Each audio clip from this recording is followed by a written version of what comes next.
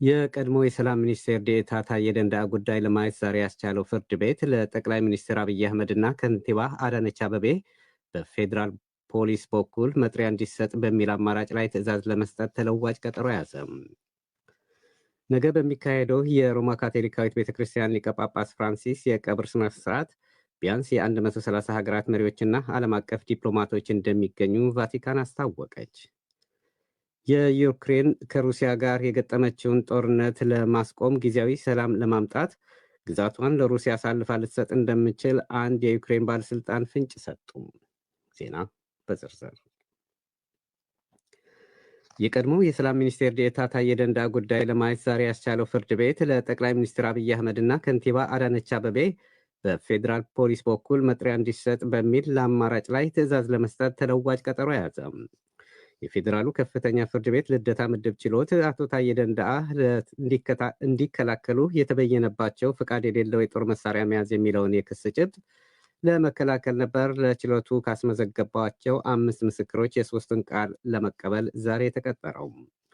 አቶ ታዬ ደንደዓ የሰላም ሚኒስቴር ዴኤታ ሆነው በሚሰሩበት ወቅት የሰላም ሚኒስትር የነበሩት ብናልፍ አንዱዓለምና የፌዴራል ፖሊስ ኮሚሽን ምክትል ኮሚሽነር መላኩ ፈንታ በአቶ ታዬ ከተጠሩ 5 ተከላካይ ምስክሮች መካከል ቃላቸው የሰጡ ቢሆንም የተቀሩት 3 ተከላካይ ምስክሮች ማለትም ጠቅላይ ሚኒስትር አብይ አህመድ፣ የአዲስ አበባ ከተማ ከንቲባ ወይዘሮ አዳነች አቤቤና የከተማና መሰረተ ልማት ሚኒስቴር ወይዘሮ ጫልቱ ሰኒ እስካሁን ፍርድ ቤት ቀርበው ቃላቸውን አልሰጡም። ፍርድ ቤቱ በመዝገብ ቤት በኩል ለባለስልጣናቱ የመጥሪያ ትዕዛዝ ማድረስ አለመቻሉን አመልክቷል።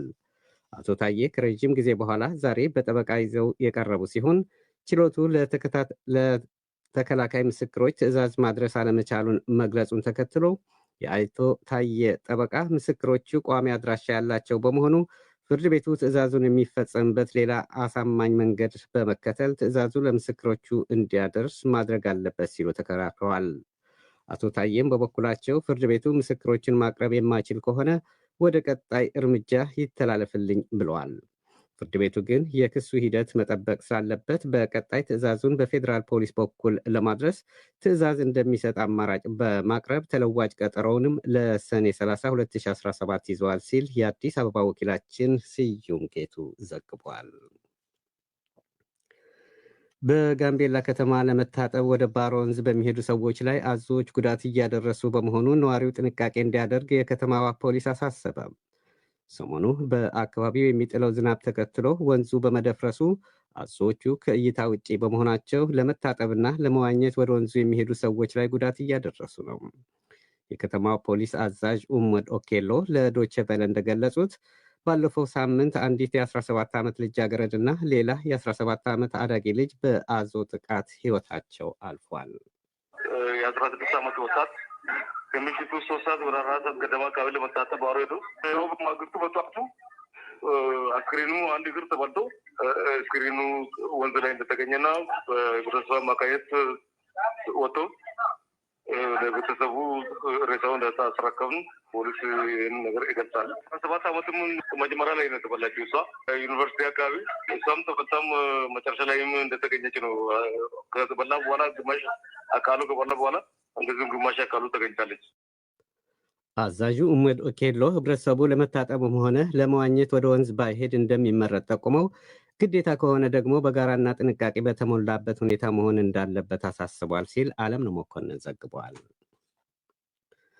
በሐራሪ ክልል ብዙሃን መገናኛ ተቋም ውስጥ በኦሮምኛ ቋንቋ ክፍል በጋዜጠኝነት ሙያ ሲያገለግል የቆየው ሙሄዲን አብደላሂ በፖሊስ ቁጥጥር ስር ከዋለ 20 ቀናት ግድም ቢሆኑትም አንዲት የጋዜጠኛ ይህን አረፍተ ነገር ደግሞ አለው። በሐራሪ ክልል ብዙሃን መገናኛ ተቋም ውስጥ በኦሮምኛ ቋንቋ ክፍል በጋዜጠኝነት ሙያ ሲያገለግል የቆየ ሙሄዲን አብደላሂ በፖሊስ ቁጥጥር ስር ከዋለ 20 ቀናት ግድም መሆኑን አንዲት የጋዜጠኛው ቅርብ ቤተሰብ ለዶቼ ቬለ ተናገሩ። በፍርድ ቤት በተጠየቀ የጊዜ ቀጠሮ በእስር ላይ የሚገኘው ሙሄዲን በጨለማ ቤት ውስጥ ታስሮ እንደነበርም ቤተሰቧ ተናግራለች። ከተያዘ 20 ቀን ሊሆነው ነው። የመጀመሪያ ቀን የያዙት ቀን ምንም የፍርድ ቤት ወረቀትን መጥሪያ ምንም ሳይዙ ነው መጥተው የያዙት። ቤቱንም በሽብር ነው የጠረጠርነው። ከተያዘ በኋላ በሽብር ስለሆነ የተጠረጠርከው በመሳሪያ የታገዘ ሽብር ነው የተጠረጠርከው እና ቤቱንም መፈተሽ አለብን ብለው ኃይል ጨምረው በ4 ፓትሮል ነው መጀመሪያም ሲይዙት የመጡት። ድጋሚም ከሰዓት ተመልሰው ቤቱን ያለምንም ፍርድ ቤት ወረቀት ቤቱን በርብረዋል። ከዛ ሲቀጥል ደግሞ ያው ይሄ የሐኪም ወረዳ ፖሊስ ነው መጀመሪያ የያዘው። ከዛ የመምሪያዎች ተቀበሏቸውና ከዛ በአደራ መልክ የት ነው የወሰዱት? ሸንኮር ፖሊስ ጣቢያ ለቀጣትም እንዲመቸው ለብቻ ቤት ጨለማ ቤት እዛ ስላለ እዛ ነው የተወሰደው ማለት ነው። በፌስቡክ ገጽህ ላይ ብሔርን ከብሔር የሚያጋጭና የጥላቻ ጽሑፍ ጽፈሃል የሚሉና መሰል ምክንያቶች ቀርበውበታል የተባለው ጋዜጠኛ ሙሄዲን ገጹ የእሱ መሆኑን አለመሆኑን ለማጣራት በሚል በተጠየቀበት ጊዜ ቀጠሮ መሰረት እስካሁን በእስር ላይ እንደሚገኝ በቤተሰቦቹ መግለጻቸው መሳይ ተክሉ ከድሬዳዋ ዘግቧል። በሱዳን በሚደረገው የእርስ በርስ ጦርነት የዘር ማጽዳት አሊያም በሰብአዊነት ላይ የተፈጸመ ወንጀል መድረሱን የብሪታንያ የውጭ ጉዳይ ሚኒስቴር አስታወቁም። የውጭ ጉዳይ ሚኒስትር ዴቪድ ላሚ ሀገራቸው በዚህ አረመኔያዊ ድርጊት የተሳተፉ ያሏቸው ኃይሎች አስፈላጊውን እርምጃ እንደምትወስድ አስጠንቅቋል። ባለፈው ሰኞ በሰሜን ዳርፉር ዋና ከተማ አልፋሺር የሱዳን ፈጥኖ ድራሽ ኃይሎች በገበያና በመኖሪያ ቤቶች ላይ በፈጸሙት የከባድ መሳሪያ ድብደባ 30 ሲቪሎች ሲሞቱ በ10 የሚቆጠሩ ደግሞ መቁሰላቸው ይታወቃል።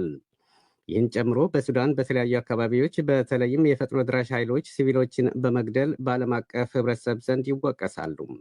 የውጭ ጉዳይ ሚኒስትሩ ድርጊቱን አውግዞ ሁለቱም ወገኖች ግጭትን ከሚያባብሱ ድርጊቶች እንዲቆጠቡም ጥሪ ማድረጋቸው አጃንስ ፍራንስ ፕረስ ዘግቧል። ይህ ዶይቼ ቬለ ነው። ነገ በሚካሄደው የሮማ ካቶሊካዊት ቤተክርስቲያን ሊቀ ጳጳስ ፍራንሲስ የቀብር ስነ ስርዓት ቢያንስ የ130 ሀገራት መሪዎችና ዓለም አቀፍ ዲፕሎማቶች እንደሚገኙ ቫቲካን አስታወቀች። በቀብሩ ስነ ስርዓት ላይ ይገኛሉ ተብለው ከሚጠበቁ የሀገራት መሪዎች መካከል የአሜሪካው ፕሬዚዳንት ዶናልድ ትራምፕ የሚገኙበት ሲሆን ዛሬ ሮም ገብቷል። ዛሬን ጨምሮ ባለፉት 3 ቀናት ከ150 ሺህ በላይ ሰዎች የጳጳሱን አስክሬን ተሰናብቷል። ነገ በሚካሄደው የቀብር ስነ ስርዓት ላይ ከሀገራት መሪዎችና ባለስልጣናት በተጨማሪ ከተለያዩ ሀገራት የመጡ ከ200 ሺህ በላይ ሰዎች ይሳተፋሉ ተብሎ ይጠበቃል። ዩክሬን ከሩሲያ ጋር የገጠማትን ጦርነት ለማስቆምና ጊዜያዊ ሰላም ለማምጣት ግዛቷን ለሩሲያ አሳልፋ ልትሰጥ እንደምትችል አንድ የዩክሬን ባለስልጣን ፍንጭ ሰጡም። ባለስልጣኑ ሀሳባቸው በዩክሬን ፕሬዝዳንትና በህዝቡ ተቀባይነት ባይኖረውም መራሩ ሀቅ ግን መቀበል አለብን ሲሉ ተደምጠዋል። የኪየቭ ከንቲባ ቪታሊ ክሊኮ ይህን ያሉት ሩሲያ በኪየቭ ላይ መጠነ ሰፊ ድብደባ አካሂዳ 12 ሲቪሎች ሞተው 80 በላይ ከቆሰሉ በኋላ ነው። ከንቲባው ለቢቢሲ የሰጡትን ቃለ ምልልስ ጠቅሶ አዣንስ ፍራንስ ፕረስ እንደዘገበው የዩክሬንን ግዛት ለሩሲያ አሳልፎ መስጠት ፍትሐዊ አይደለም፣ ይሁንና ጊዜያዊ ሰላምን ለማምጣት ጊዜያዊ መፍትሄ ይሆናል ሲሉ ተደምጠዋል።